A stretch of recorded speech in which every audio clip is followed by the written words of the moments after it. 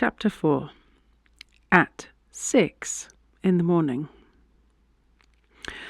By fits and starts, Wareham was an early riser, and the next morning he was out between 5 and 6.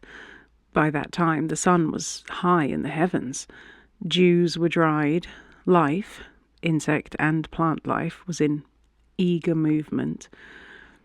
A cottage with a wonderful roof, lying not far from the foot of the foss, had attracted him the day before. He crossed the zigzags, made out a narrow path over short grass, and reached it. It was a tiny cottage, built partly of stones heaped roughly one on the other, partly of boards of many shapes and sizes. A hut full of odd cranks and changes, deep eaves on one side, a perched-up window on another. But what had attracted Wareham to closer inspection was the roof. Lovely, with waving grass, sorrel, star-like daisies, and a mass of lilac pansies. It was the subject Mrs. Ravenhill would pounce upon to sketch, and he felt a gentle gratitude towards the Ravenhills for the small demands they made upon him. An extraordinarily stony little path flung itself headlong towards the lake through tall, emerald-green rye. He stumbled down a few yards to look back at the hut, standing out against a violet mountain, all the colours sharply insistent in the clear morning air. To his extreme astonishment, he saw Miss Dalrymple appear on the crest of the hill and make her way down towards him. She came lightly and firmly, stepping from stone to stone without hesitation. She wore a white dress, and the impression she gave was of someone younger than he had fancied her. As she drew nearer, the impression strengthened by her calling out gaily, "I have just discovered what it is all like. Sunday morning, the freshness, and the enchanting air. Do you know?" "No," he added, in spite of himself. "Tell me." "The opening to the last act of Parsifal." "I dare say, but I am no musician." "Nor I.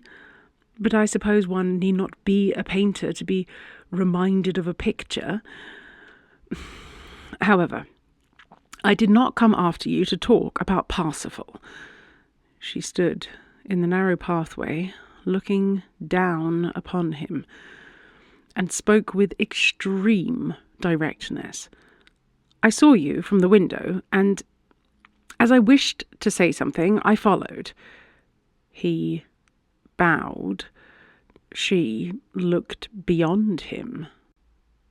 "I have known you 2 days, but of course have heard of you enough. And though you may not believe it, no one wanted you home from India more than I. I fancied from what I gathered that you might understand." He steeled himself against the flattering softness of her voice. "Because I was Hugh Forbes's friend?" "Yes," she returned quickly. "For that reason. You might have saved him suffering.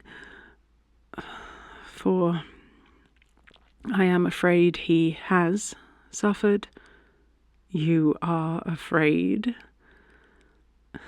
Do you doubt?" "Not now. Compassion has awakened tardily," he said with a laugh which brought her eyes upon him. Wait a moment, she said suddenly. The grass on this bank is dry. Let us sit down. Now, go on. Seated, she was still above, and her dark eyes rested on his face. He found it difficult to say what a moment before had seemed easy. He will feel his hurt all his life. This time her eyebrows went up. Oh, no. I know him, persisted Wareham. So I thought, but you were mistaken. His feelings cry out and are quickly consoled. In a year he will have forgotten them. Your doctrines are convenient. She breathed quickly, but appeared to wait for more. To break off your engagement without so much as a word as to the why? To refuse even to see him? Caprice could hardly show itself more cruelly. Anger leapt into her eyes. You allow yourself strong expressions, Mr. Wareham. If you do not like them, it appears to me that I am the last person to whom you should speak. You may not know what Hugh is to me. If I did not, I should not be talking to you at this moment, she retorted, flinging back her head.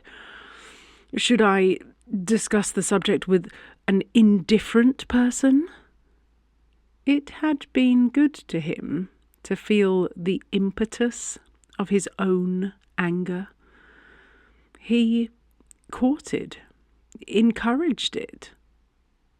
A secret fear made him dread a softer mood.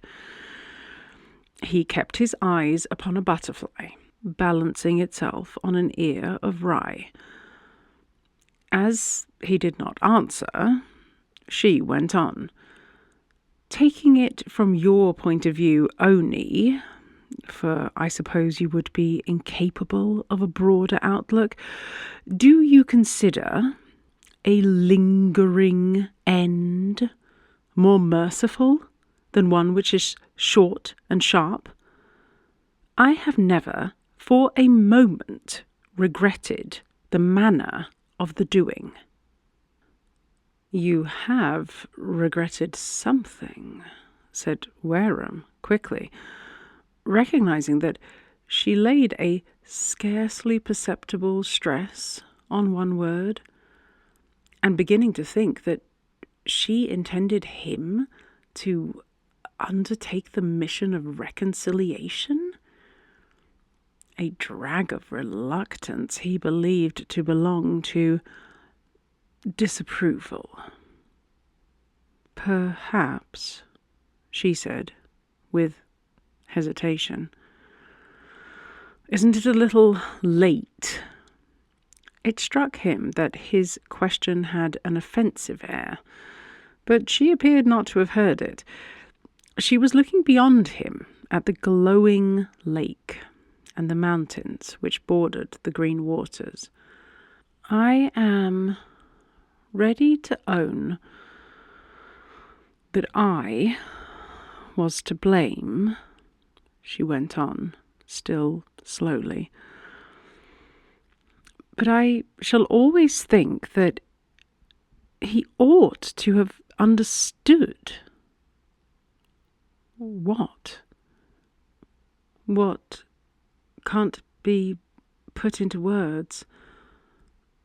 Why, I did not care to marry him. You are enigmatical. She made an impatient movement. At any rate, it should be enough for you that I did not like him well enough And that is your explanation? What else? It had occurred to me that the match might not have been considered sufficiently brilliant for the beautiful Miss Dalrymple. She did not reject the supposition with anger, as he perhaps expected, merely shook her head. You are like the rest of the world, she said resignedly, so that he immediately felt shame for his own stupidity, but had nothing to say against it. He took refuge in pointing out that they had placed themselves in the line of a procession of caterpillars, all apparently on their way to the lake, and that several were, at that moment, on her dress. She brushed them off with indifference. Why should you have fastened on that motive? She asked. Was it so unlikely? Your friend rejects it. Yes. He still believes, nothing of you but what is good. Dear Hugh, she breathed softly. Wareham started with amazement. You like him still? I have never ceased to like him. For the first time in their talk, he had turned his eyes on her face and met her look full. Sitting there, the lovely lines of her figure curved against the waving rye, the warm brown tints of her hair caught by the sunshine, eyes in which the fire was veiled by long lashes, a mouth slightly drooped and softened.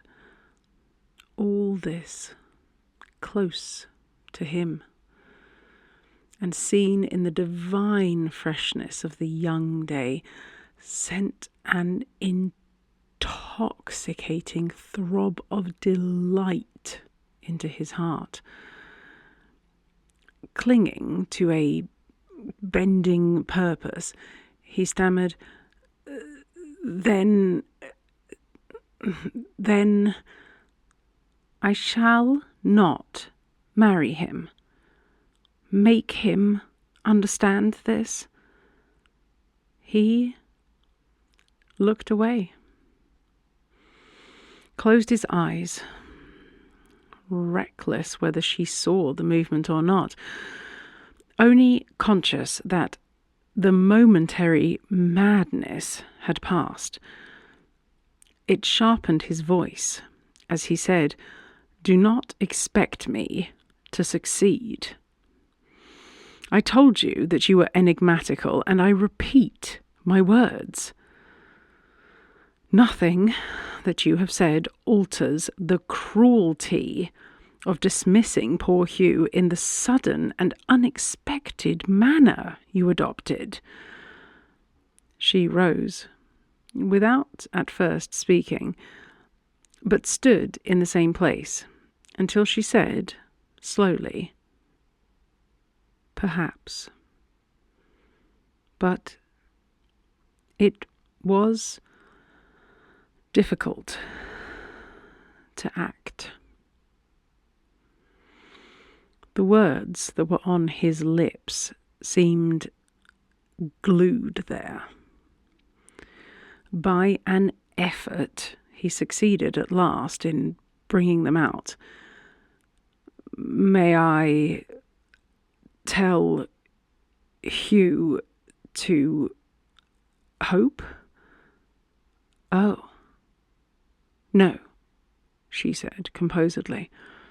Certainly not. My mind is absolutely made up. Urge him to think no more of me. Above all, not to try to see me. It is quite useless." Wareham smiled. "He will thank me. If he does not, I shall," she said softly. And again, he was conscious of the strange throb which had surprised him before. This time it was slighter, and he did not look or speak, while in another moment she turned and began to climb the stony path. Wareham followed slowly, more perturbed than he would have cared to own. He had failed in discomforting her, as he had never doubted his power of doing once they met. And though no blame had been cast on Hugh, he had an angry and unwilling feeling that if it was want of love which had broken off the marriage, the lover himself should have been the first to realize it. Hugh had never suffered him to suppose this could be the cause. He thrust away the feeling irritably. Was he to blame Hugh for the act of a heartless girl? At the top of the path, a very poor old woman stood outside the hut, holding a goat by a cord. Anne, perhaps glad of the interruption, began to talk to her. Wareham stood a few feet off, and she presently came back to him. "She is not as old as she looks. I thought her 100, but that was her husband who went down the path just now. I would ask her about the caterpillars, only I haven't an idea what is Norwegian for caterpillar. Have you?" He was as ignorant. "She is not begging," Anne continued, "though I am sure she is dreadfully poor. And in spite of all the laws of political economy, I shall give her a krone." He neither objected nor encouraged, and his self-respect was partly restored by standing aloof in a position of indifference. Anne, smiling, glanced at him between half-shut eyelids and went off again. He followed. The old woman, almost beside herself with delight, seized her hand and shook it with rapturous gratitude. Blessings of every kind were invoked and showered, also undeservedly, upon Wareham.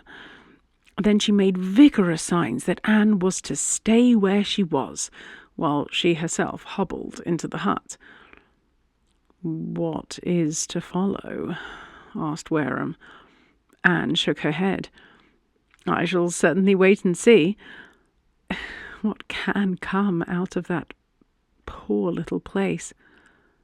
Not—" She turned upon him a horrified face. "Oh, no." "What?" "I believe, I am sure, she is bringing me a tumbler of goat's milk, of all things that I loathe." Her face was tragic. Wareham was prepared to see her decline the gift, but had to own to injustice. She took the tumbler, drank to the end, and thanked the old woman with a sweet curtsy. If, after it, she moved quickly away, She told Wareham that it was to rescue him from a similar fate. He owned that he could not have been so heroic, and that she had surprised him. What else was there to do? She asked simply. Her mood had changed. All the way back to the inn, she talked gaily and lightly about the country, their fellow travellers, and the children they met. He found his conception of her lost, not to be called back, and between this and that grew bewildered. There was nothing for it but to follow her lead, and to set Hugh's wrongs on one side. They went there easily, and left the ground more pleasantly open, so that he reached the door in eager talk, and, what was worse, with desire for more. He kept silence to the Ravenhills as to his morning, never even telling Mrs. Ravenhill of the little cottage with pansied roof, which he had ostensibly sought for her. Something in him, something which he did not choose to admit, but which secretly controlled him, made him averse from admitting anyone to the place where this morning he had met Anne. He told himself that he wished to put away the recollection of a painful incident. Painful it should have been, and must be. It was Sunday. A little service was held in the salon. Afterwards, except at meals, Wareham saw no more of Miss Dalrymple. He went out and walked far over the hills with the clergyman, whose wife was at last tired, but whose own energy was unfailing. He carried it into botany, and though Wareham knew nothing of the subject, the triumph with which a rare discovery was hailed gave relish to the walk. Would Milly have liked something different? She made no complaint, but at supper chatted cheerfully of the cottages into which she had penetrated, the children's shake of the hand for tuck when she gave them sweets, the strings of fresh, kindly-faced women coming back from their walk of miles to the nearest church. Milly had won the children's hearts, and the next morning, when, under a sky of tender northern blue, they started on their walk up the pass, they came smiling round, no longer in Sunday scarlet skirts and green aprons, but in workaday clothes, to wish her good morning and farewell. The air was pure and sweet, soft, yet exhilarating. The Stolkjæres were to carry only luggage to the head of the pass, Mrs. Ravenhill declaring herself ready for the 5 miles walk. The clergyman and his wife were ahead of them. They went up gradually towards the heights. The mountains fall away on either side, and it is a wide, desolate-looking expanse through which the road to Oddi curves and zigzags. Patches of snow lie in sun-forgotten gullies, or crown the higher summits. All along the road, tall posts are set at intervals to mark the track on those gloomy days of winter, when the light of stars shines on one vast sheet of snow, filling the broad valley cup and smoothing every rough outline. Something of this melancholy solitude remains throughout the year. Not a tree breaks the sweep, not a building asserts itself. Walk for hours, and it is unlikely that you meet a human being. The only trace of his activity is the white road, which twists upwards. But on a July morning, the world under your feet is astir with gladness.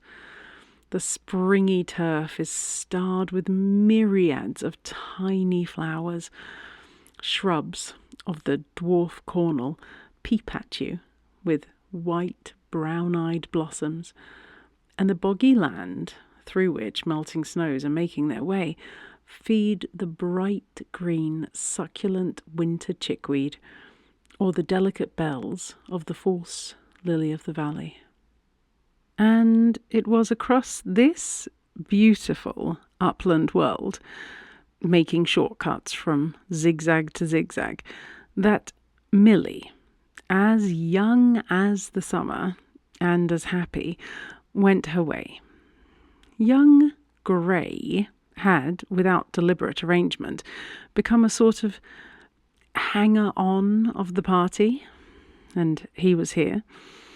From such small adventures as sticking in a bog or being forced to wade a stream, merriment flowed joyously. Now and then they sat down, rather from wishing to linger than from need of rest, and it was in one of these halts that, their own carriages having reached a higher level, they beheld two others crawling up the road, and presently a shout reached them from a long, spindle-legged figure striding towards the group and waving a stick to arrest attention. Young Grey sprang to his feet and waved energetically in return. "It's Colonel Martin! And there's Miss Dalrymple in the carryall!" he exclaimed. "What a shame that she isn't up here!"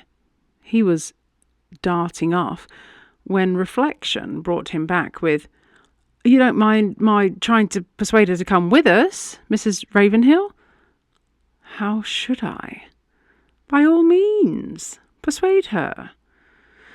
He was off like an arrow from a bow, and Mrs. Ravenhill praised his good nature. Wareham chimed in. Milly sat silent. Miss Dalrymple did not leave the little carriage, and young Grey did not return. Colonel Martin was a melancholy substitute. Naturally, it fell to Mrs. Ravenhill to cheer him, and Wareham and Milly wandered on together. She avoided touching Anne's name. He repeated it more than once to himself, that he might impress on his mind a stronger sense of his relief in not having her there. All Milly's little prettinesses he made an inward note of, and extracted admiration, telling himself that here was a sweeter charm. If such a thing had been possible, it might have seemed that he fashioned them into a shield. But why? And against what? It gave Milly great pleasure to reach the snowbeds, though their edges were little more than crusts, under which trickled out the melting water. And when a sudden shade came between them and the sun, and looking up, they realized for the first time what a bank of cloud was sweeping down from the north. She professed a strong desire to see a storm in these desolate regions. At the top of the pass, where lies a sullen lake, slaty grey now, with menacing shadow, the Stolkyides were waiting, their own and the Martins, and as there opened before them a vast, far-away whiteness of snow, unbroken and eternal, a driver, pointing, said the word which they had long expected, Folkefond. "Where is Tom?" Mrs. Martin demanded hastily. Mrs. Ravenhill reported that he had left her to make his way up a hill from which he foretold a view. He said he would overtake us. "And I am in mortal terror already," cried his wife. "The Skeesgut says we go down a tremendously steep descent, and that a dreadful storm is coming. Thunder frightens me to death." Consolation was offered, but failed to soothe. A livid shadow which touched the snow set her trembling. She desired Miss Dalrymple to take Colonel Martin's place by her side, then looked imploringly at Wareham. "I am ashamed. It is wretched to be such a coward. But Mr. Grey is with Mrs. Ravenhill. Would you mind coming close behind in Anne's carryall, Mr. Wareham? The comfort that it would be." Wareham perceived that his attendance was resolved upon. He made a slight demur. "Of course, if I can be of any use—" "The greatest. You would not condemn me to stay on this dreary spot until Colonel Martin has finished his survey?" "Ought we to leave him behind?" "Ought he to have deserted us? Pray, let us start. Anne, beg Mr. Wareham not to delay.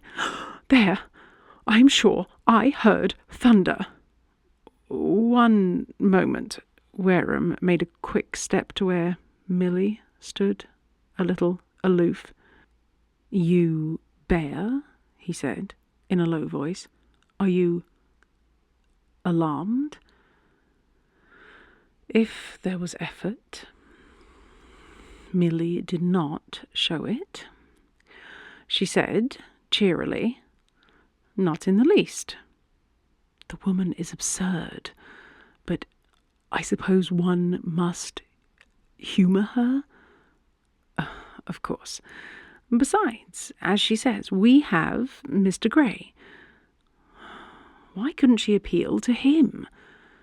His reluctance contented her, and pacified himself. Waterproofs were hastily pulled on, for the storm advanced rapidly. Clouds, black as ink, brooded on the mountains, blotted out the sky, and before they had gone far, poured down torrents of rain. The turmoil was magnificent, and Wareham could not but excuse Mrs. Martin's fears when he noted the acute angles of the steep descent and heard the thunder crashing overhead. He could see her grasping her companion's arm and looking round in terrified appeal. But in the hurly-burly, voice was mute. Yet so swift was the rush of the storm that by the time they reached more level ground it was fairly over, and drawing up, Mrs. Martin was able to bewail herself under an outbreak of sunshine. Wareham sprang out of his carryall and went to theirs. "Safely through it," he said, smiling. "But it was awful, awful," moaned Mrs. Martin. "I have just told Anne that my one comfort was in knowing that you were close behind." "A lightning conductor," Anne said mockingly. "I believe I should have preferred you at a greater distance, for if we had come to grief, you would certainly have been on the top of us." "I am afraid you are very wet," he eyed her anxiously. "Nothing to mind. But the others, ought they not to be in sight?"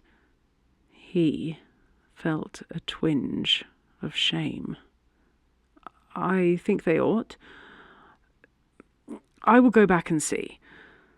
Mrs. Martin called after him that she was sure they would be here in a moment, and that it was only because their ponies were not so good that they were behind. But he was already running back. She shrugged her shoulders discontentedly. "Manners!" she exclaimed. "Tell the man to go on, Anne. I don't mean to wait in the road for Mr. Wareham's pleasure."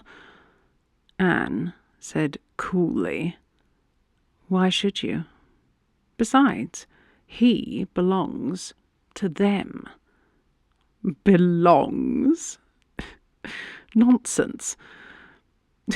Do you suppose he thinks of marrying that child?" She took off her felt hat and shook the wet from it. "Why not?" "Absurd. An insignificant little creature with no attraction except a dimple, which she doesn't know how to show off. You have only to lift your little finger, Anne, and he would be at your feet." Anne showed no surprise and made no disclaimer. "And it would be better than that last foolish affair from which you were only just saved." She repeated the word slowly. "Saved. And what saved me?" "Oh, don't be vexed. Nothing, my dear, but your own worldly wisdom, which came to the rescue in the nick of time, as I always knew it would." Mrs. Martin laughed. The girl had pulled the hood of her coat over her head to protect it from the rain. She let it slip back, and it showed her face grave.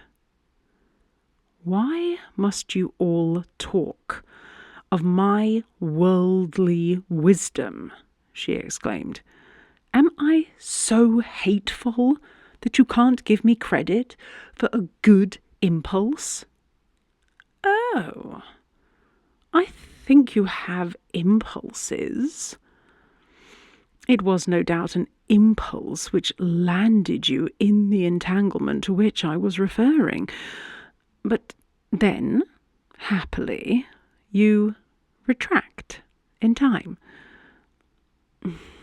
Recollect, you can't do this all your life. I wish you were safely married." Anne drew a deep breath, then laughed. "When I am, the somebody, whoever he is, will have to sweep me away like a whirlwind." "Why? What do you mean?" "I can't stand the hesitation. the thinking about it. I invariably begin to repent, and if he hesitates, he is lost. Mrs. Martin opened her eyes roundly. So, that is your theory? I hardly thought you owned one. Anne went on as if she had not spoken. I mean to marry, and it appears that I have not the power of falling in love. If I take the leap, I must do it at a gallop. Now, do you understand? A little. This last man, did he represent a whirlwind? My dear, you let it go too far with him, and he could not be expected, poor fellow, to see the absurdity, as we all saw it. Anne's eyes darkened. There was no absurdity. If I had cared a little more, I would have married him. If he had happened to have 20,000 a year instead of one, you mean? No, Anne. No. Nothing short of a brilliant marriage will satisfy you. Anne looked as if she were going to reply, but checked herself and turned her head in another direction.